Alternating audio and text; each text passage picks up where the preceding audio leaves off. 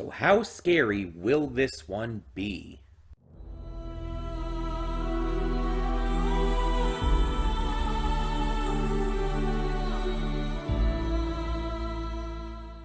Hey everyone, welcome to Princess of Gay. I'm your host Connie, and today we are here with my blind reaction to Malignant. This is a donation reward for Venom, and yeah, we kind of have a theme that I just decided to go with this week. We already did Barbarian, and now we have Malignant. So, unlike Barbarian, I know a little more about this movie, but I've also heard people talk about it less, interestingly enough. Um, this movie has definitely received praise, has definitely received a lot of attention, but nowhere near to the level that Barbarian has.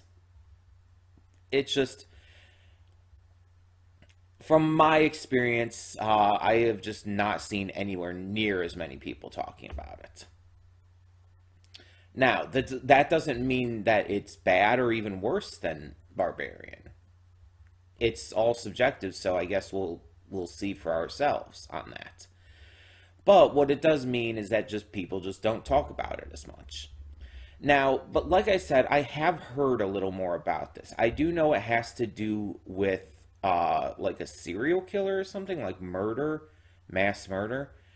Um, this came out like a year before Barbarian, I believe. And it's supposed to be a lot more gruesome in terms of its visuals than Barbarian is.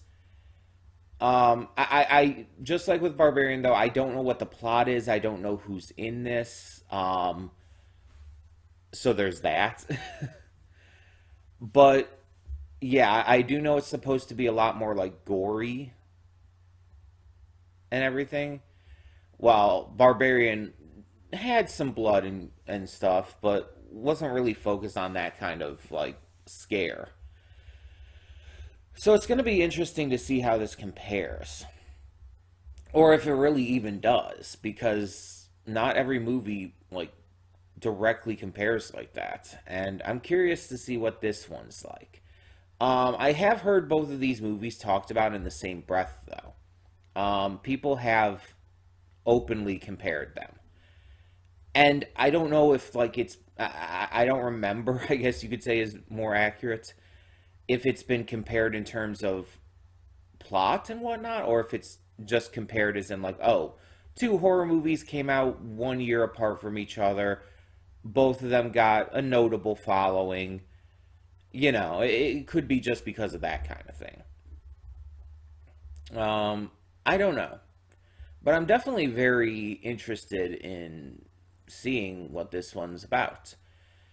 And that's kind of why I decided to do them both on the same week. Not just because of the horror aspect, but because I've heard about these two talked about in the same breath. So, I just think that it's a logical theme of sorts for the week. But I'm very interested, like I said, to see what this is. Now, this is on Netflix, so that makes this a lot easier to end up checking out. It is a little bit longer, not a lot, but a little bit longer than Barbarian was. But hopefully it keeps my attention throughout, and we have a good time. So, all of that being said, thank you so much, as always, for tuning in. Uh, let's get this going. When the screen fades to black, pause this redirect and go to the description below. Follow the link to the reaction, and after you watch it, come back here to the redirect and resume play. Because after it fades to black, then fades back in, everything from that point forward will be my afterthoughts and will contain spoilers to the movie. So, that being said, thank you so much for tuning in, and I will see you at the reaction. And we are back, and we'll begin with spoilers in 3, 2, 1, now. So, I was looking up things because I wanted to know, like, actors and stuff. I didn't recognize pretty much anyone, I think. But the voice of Gabriel, not the physical actor, but the voice who voiced Gabriel, like on the phone and everything, and like on radios, was Ray Chase, um, who we have seen in multiple things on this channel and stuff. He's Ryomen Sukuna in Jujutsu Kaisen. He's Bruno Bucciarati in JoJo's Bizarre Adventure Golden Wind. And he's in so much other stuff too. He's Roswell L. Mathers in ReZero. It's like so many things. On top of that, he's Puri Puri Prisoner and Dr. Genus in One Punch Man. And it's like that's just the stuff that's like listed right here at the top. He's Hanzo, Squala, and Garetta in Hunter x Hunter. He, let's see. Just scrolling down here. Trying to find other ones that I would like really know. Oh, apparently he's Don Quixote Rocinante in One Piece. He's Doflamingo's brother and Law's caretaker, I guess you could call him. So that's interesting. Oh, also, apparently he's going to be playing Cyclops Scott Summers in X-Men 97, which is, I guess, set to come out this year. He was in Justice League Dark as Jason Blood and Etrigan the Demon. Apparently, he's in the Netflix dub of Evangelion as Gendo Ikari. Let's see, video games. He's listed for Fallout 4, but it doesn't list any specific names. He's Mitsurugi in Soul Calibur 6.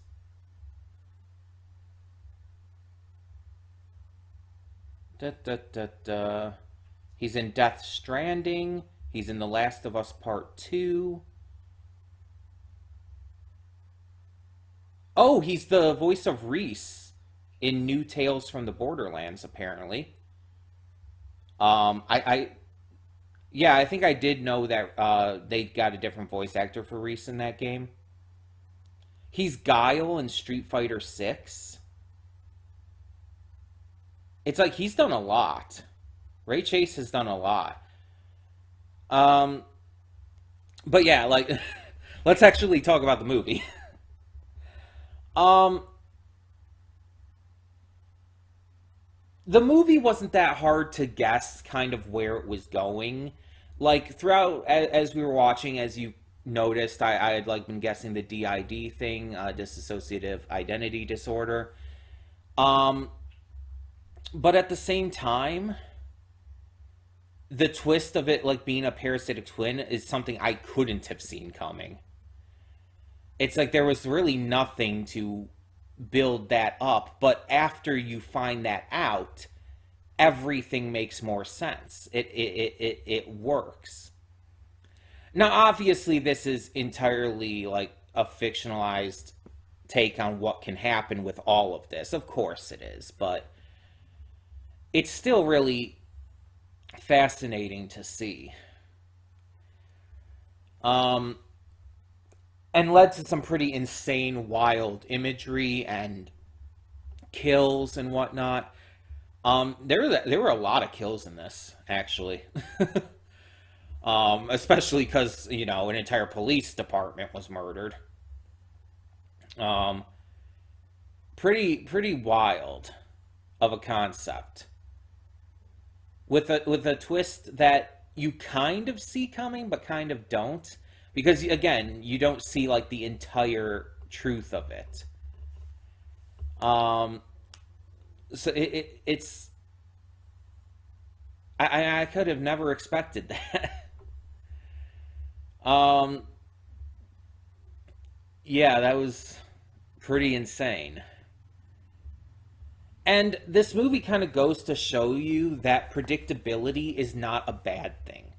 Because again, I was predicting things, and I got it pretty damn close. Like, again, I wasn't spot on because, again, I would have never been able to guess the entire parasitic twin aspect of it. But guessing DID and everything, and kind of like catching on to those kind of ideas and everything, the movie wasn't really being subtle about it. It wasn't being like really secretive. So it's you could say fairly predictable, but that's not a bad thing. Predictability, I've said this before, I will always say it again. Predictability is not inherently bad. It depends on how it's handled. And here, it was clearly intentional. You were supposed to be catching on to things, but that last twist was what was supposed to really catch you off guard. That was the big change up. The rest of it you're supposed to catch on to because at that point you're just thinking, oh, it's like it's another personality inside her and everything. But then when that big twist happens, it's like, oh, that is, I mean, it's another personality inside her. That is true. But I just didn't expect it to be in that kind of way. um, Also, the woman being tied up in the attic, it's like, when I first saw her, I thought she looked like Madison. And for the very splittest of second, I was kind of wondering if it was her. Um, like the very first time we saw her waking up, tied up to the pill to the beam there. I genuinely did at first think it was her. Um, but it was just for like a split second. But then I noticed like, oh no, she looks different. She looks older for one thing. And it's like, well, that was the case. I did not even consider that it was her mom. Even after it started revealing stuff about that, it's like, it just didn't cross my mind. Uh, but yeah, it's like, it's such a silly, wild concept. It is. It's absolutely silly. But it works. And I don't entirely know how to explain why it works, but it works. This movie wasn't what I wouldn't call this movie scary in a traditional sense. It had good tension. It had great kills, but I wouldn't call it like scary. You know what I mean? Um, but to be fair, I don't know if I would call most horror movies, and especially slasher movies, scary. Like, obviously, yes, if you were in that situation, it would be terrifying. Obviously. But most of the time when I watch a horror movie or a slasher movie, it's not about being scary. Because most of them just aren't. It's more about the kills, the shock, and the intensity. It's not about scaring the viewers. When you want a movie that's about scaring the viewers, you watch something that's about like jump scares and about like stuff like that, or slow burn horror. Those kind of things are better for actual scares. When you're having a movie that basically is about a serial killer, I mean, it basically is. Um, and it's just it's more about the again, the graphic kills, the creativity of them, the interesting manner in which they're delivered. And it's not so much about scary, though there might be a couple scary moments in it, and there were a couple moments in this that were scary. But overall, that's not what the vibe of the film is about. And so yeah, I wouldn't call this film scary, but I would call it pretty damn great. I looked up some reviews and everything in between too, and it seems like it's got mixed reactions, mostly positive. It has mostly positive reactions, but it is still a bit mixed. There are some people who are saying like it's too silly to take seriously, but the movie wants you to take it seriously, which I will acknowledge is, yeah, kind of true. The movie it takes itself very seriously, but it's also very silly. But I don't think that's a bad thing. I don't think that's a negative. I guess it depends on what you go into the movie looking for and hoping for. But I just didn't consider that like a negative at all. I just went into that and it's like, oh, the movie, like, it's not that scary and everything, but it's doing what it's doing. It's silly, it's ridiculous, it's especially by the end is like just outright insane. But that's kind of the appeal of it. Because it never feels like a parody like some people apparently think it did. It doesn't. It never feels like a parody. It never feels like a parody or a satire or anything on like horror movies and whatnot. It never comes across that way. Because of how seriously James Wan and the crew took it, the actors and everyone as well, it comes across as, you know, a genuine attempt at a horror film. And everything is like kind of so crazy that in a way it just works. It just works. I don't know how else to put it. It's so crazy that it kind of loops around to being really good because of it. Not in a comedic way, but in a genuine like slasher way. Because you think about a lot of these slasher films and franchises and characters, and they're super fucking silly. And I'm not just talking about like Freddy Krueger, Nightmare on Elm Street, where it's supposed to be silly, where that's like the joke, and you know it's purposefully comical. Like even like Halloween and Friday the 13th and a lot of these ones that aren't like specifically more comedic. Like I'm not going to mention Child's Play here outside of this quick little mention. You know what I mean? Like that's obviously meant to be silly. But you look at stuff like again, Friday the 13th, Halloween, stuff like that, and it's like those movies aren't meant to be silly. But let's be honest, they are. Jason consistently coming back and the way he like just ignores death and shit. It's just like, yeah, that's absolutely silly. Same with Michael Myers. There's a lot of action and dialogue in those movies that's absolutely fucking silly. And it's like, you can't just look at those movies and think that they're like the best ever and then like take down this movie because it was you think it was too silly. It's like you're being a little hypocritical there, I feel. And don't get me wrong, you can like and dislike any movies you want. If you don't like this movie for whatever reason, you have that right. If you love this movie, you have that right. Um, you have the right to your opinions as long as it doesn't obviously hurt anyone or, you know, cause any legitimate issues like that. You know. But whether you like this or not, you've got to admit it's creative. Like, there is a creativity to this that just can't be denied. It's I think on top of like other things, it's fun. It's one of those movies that is just actively fun to watch. You just enjoy watching it. And again, not from like a parody or satire sense, like legitimately just from a movie sense.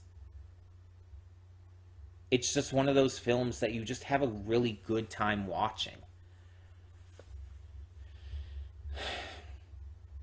And there's probably a lot of stuff I missed with it too. There's probably a lot of things that I didn't catch, a lot of things that I might have missed on because I was talking. I tried to pause it at a couple points to avoid that kind of thing happening, but you never know. I still could have missed something while talking.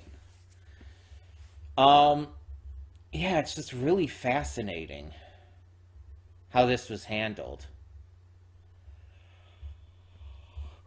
And the cool thing about it all is that even though you start to suspect Madison, even though you start to suspect that, like, even if it's like through DID or whatnot, or maybe she's just crazy, it's like you definitely start to suspect her, but you never once side against her. Like you always like feel bad for her and understand her, and once you realize it's not like her doing it, it's another personality to a degree. Um, it's like you really feel bad for her and you really want like things to turn out well, and they kind of do in the end. Again, there's no way Madison is getting away scot free with this, even with the two cops like siding with her. It's not gonna happen. You are not getting out of that scot free. But the fact that she was able to lock him away, that she, like, had this great heartfelt moment with her sister, and that even her birth mother survived the ordeal and everything, it's like, it's really nice to see. Though I was freaking, like, upset at first when we thought that the sister had died. Like, they did really well at making us think that happened there.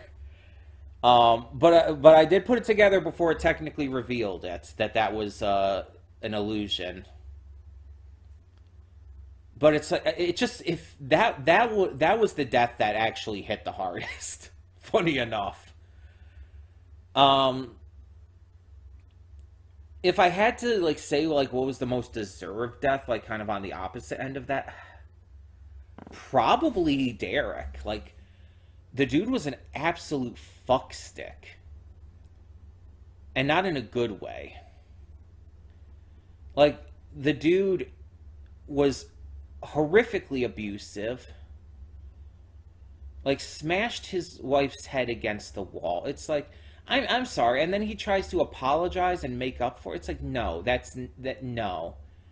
I've seen too much abusive shit in my life to know that it's like that's just what abusive people do to try and make themselves look better and try to make their victims stay with them. It's manipulative tactics.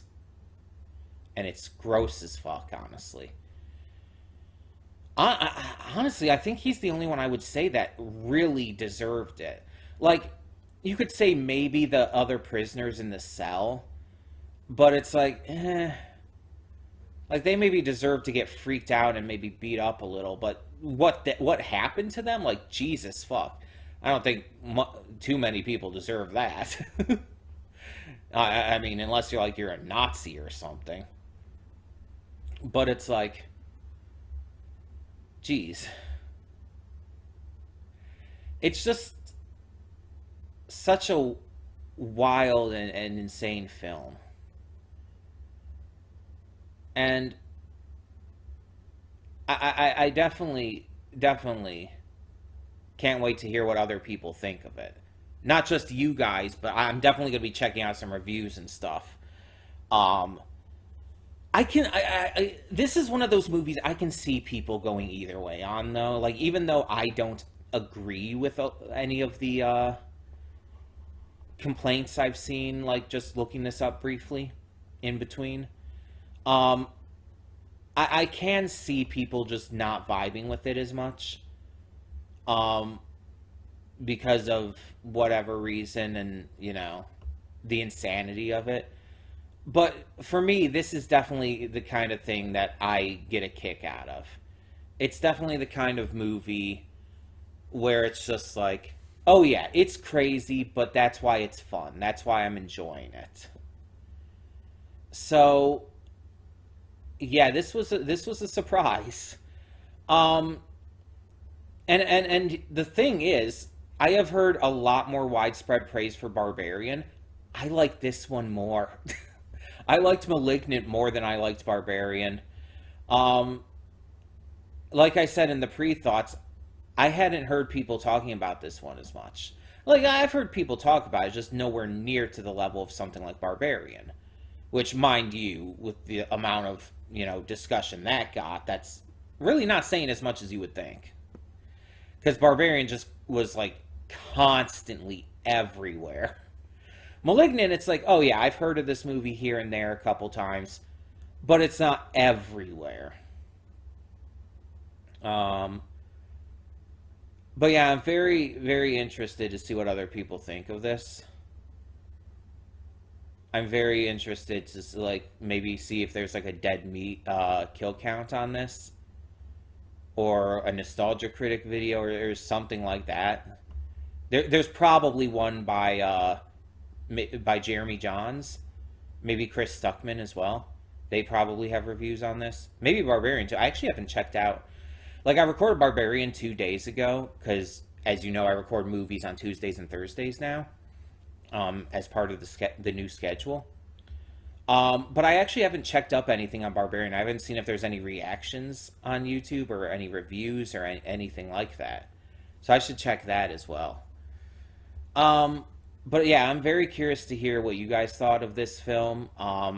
Venom, you were the one who suggested this. I'm very curious as to your thoughts. But yeah, this was good. This was really good.